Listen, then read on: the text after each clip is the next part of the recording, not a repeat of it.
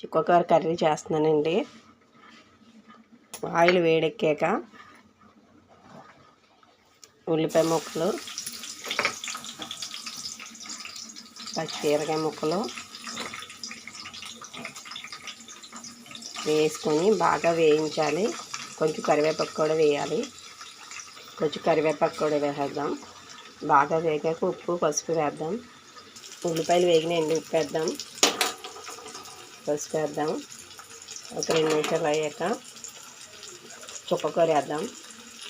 చుక్కకూర వేసేద్దామండి. ఇప్పుడు ఇది మగ్గాక పూల్ మకానం వేద్దాం. చుక్కకూర వేగిందండి. ఇప్పుడు పూల్ మకానం వేద్దాం. ఈ చుక్కకూర పూల్ మకానం తినడం వల్ల హై ప్రోటీను, సి విటమిన్ బాగా వస్తుందండి. ఉడికిపోయిందండి. కొంచెం కారం వేద్దాం.